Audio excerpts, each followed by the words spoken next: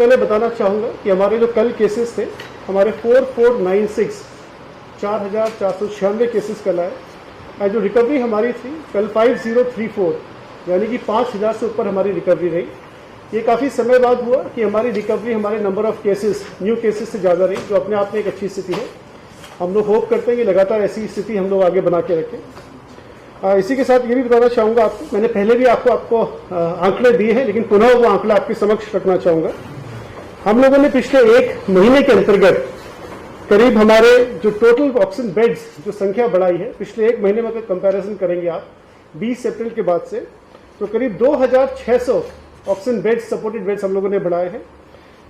करीब ICU bed 678 और ventilator 192 और हम लोगों ने बढ़ा दिए हैं। इससे जो ओवरऑल संख्या हमारी जो हुई है अभी, यदि आप मार्च 2020 से कंपैरिजन करेंगे, मैं आपके सामने समक्ष ये कंपैरिजन इसलिए रख रहा हूँ कि राज्य सरकार के द्वारा जो पिछले एक साल से लगातार तैयारियां की जा रही हैं, वो कहीं ना कहीं इन आंकड़ों में देखने के लिए मिलती है। मार्च 2020 में हमारे पास ऑक्सीजन सपोर्टेड बेड 673 के आसपास थे, जो आज की डेट में करीब 6,000 के आसपास है। ऑलमोस्ट 7-8 गुना हमारे ऑक्सीजन सपोर्टेड बेड्स बढ़े हैं। इसी प्रकार हमारे आईसीयू बेड्स तो 216 थे मार्च 2020 में, आज की डेट में 1495 हो गए, 1495 हो गए, तो काफ़ी सब्सटैंशियल इंक्रीज हमारे आईसीयू बेड्स में भी हुआ है। इसी प्रकार वेंटिलेटर्स जो हमारे 116 थे, वो फिगर भी हमारा 983 के आसपास हो गया, तो 7-8 गुना हमारे वेंटिलेटर्स में बढ़ोतरी हुई है। ऑक्सीजन सिलेंडर्स जो हमारे करीब 1193 के आसपास थे, आज हमारे पास 10,000 के ऊपर ऑक्सीजन सिलेंडर्स है। एंड पिछले एक महीने में ही हमने करीब 400-500 के आसपास ऑक्सीजन सिलेंडर्स और ऐड करे हैं अपने हेल्थ के आंकड़ों में। इसके बाद ऑक्सीजन कॉन्सेंट्रेटर्स हमारे पास 275 के आसपास थे, जो आज ऑन डेट अब 1,500 से ऊपर हो चुके हैं। एंड लगातार हमारी टीम का प्रयास है कि ऑक्सीजन कॉन्सेंट्रेटर्स और ऑक्सीजन सिलेंडर्स, हम लोग गवर्नमेंट ऑफ इंडिया को भी रिक्वेस्ट हमने करा है।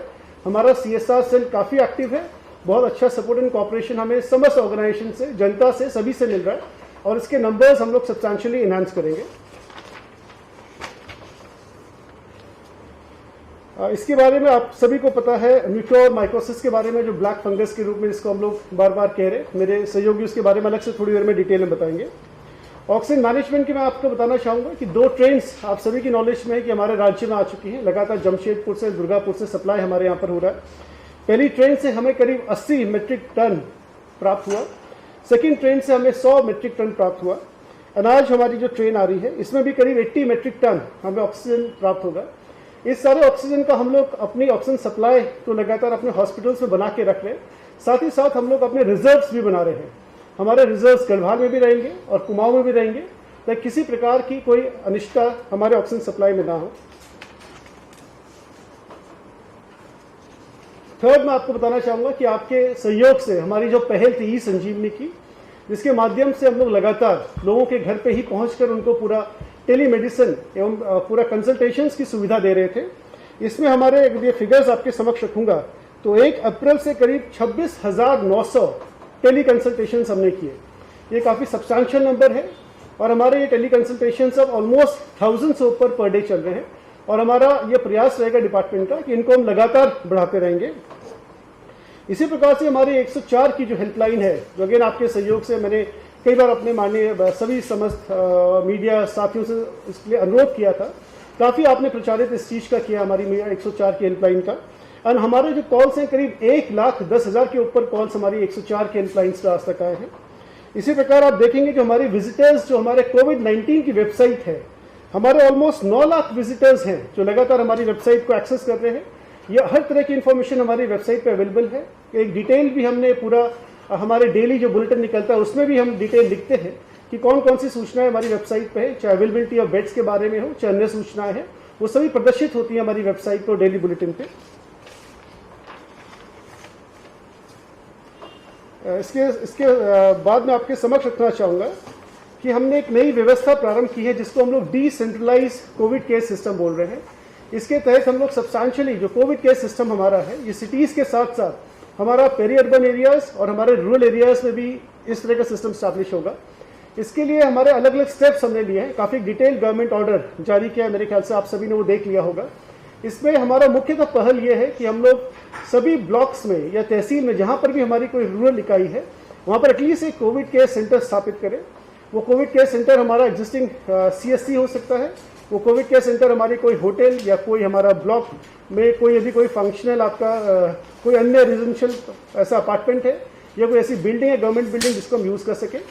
हम लोग ये प्रयास करेंगे कि सभी ब्लॉक्स में हमारे कंट्रोल रूम हो, उन सभी कंट्रोल रूम्स को मैन करने के लिए 24/7 एटलीस्ट मैन पावर हो। साथ ही साथ हमारा अब ये भी प्रयास रहेगा कि मोबाइल टेस्टिंग लैब्स अपनी करेंगे जिसमें सैम्पलिंग हेतु सभी ब्लॉक्स में हमारी मोबाइल यूनिट्स अवेलेबल हो जो सैंपल्स डिफरेंट गांव में जाके सैंपल लेंगे। आप सभी की नॉलेज में है कि हम लोगों ने सब्सटैंशियल मेडिसिन खरीदने का प्रोक्योरमेंट के भी आदेश दिए हैं और मेरा मानना है कि अगले एक हफ्ते में जो हमारी ये डिसेंट्रलाइज कोविड केयर व्यवस्था है ये काफ़ी सुचारू रूप से अभी भी चल रही है और जनपदों में और ढंग से सुचारू रूप से संचालित होगी। अब मैं अपने साथी पंकज पांडे से अनुरोध करूंगा कि मैं आपको बताना चाहूँगा कि जैसे आप डेली देख रहे होंगे हमारी डेली हेल्थ बुलेटिन रोज शाम को निकलती है जिसमें सारे पूरे स्टेट के आंकड़े हर डिस्ट्रिक्ट वाइज आंकड़े हम आपके समक्ष प्रस्तुत करते हैं। ये हमारा जो NHP का पोर्टल है इसमें सब्सटैंशियली जो जिम्मेदारियां हैं हॉस्पिटल में डेटा अपलोड करने की वो संबंधित रिस्पेक्टिव हॉस्पिटल्स की है। ये पहले भी हम लोगों ने क्लैरिफाई किया था। अभी जैसे हमारे संज्ञान में आया कि कुछ हॉस्पिटल्स ने देरी करी है डेटा अपलोड करने में जो कि बहुत उचित नहीं है और हमने अकॉर्डिंगली आपने देखा भी होगा बहुत स्ट्रिक्ट और स्टर्न शासन की तरफ से एडवाइजरी हमने जारी करी है समस्त चीफ मेडिकल ऑफिसर्स के लिए एंड इन समस्त जितने हमारे चीफ मेडिकल सुप्रिंटेंडेंट हैं कि यदि इस प्रकार की देरी फर्दर कभी हमारी नॉलेज में आती है तो बहुत स्ट्रिक्ट एक्शन उन सबके अगेंस्ट इनिशिएट किया जाएगा। हम लोगों ने संबंधित कलेक्टर्स को कहा कि हमें डिटेल एक रिपोर्ट सबमिट करेंगे जिसके बेसिस पे निकल के आएगा। जैसे आप अभी कह रहे हैं कि कुछ लोगों को जो एडमिशन नहीं होना चाहिए था probably they should have been referred to higher critical care centre.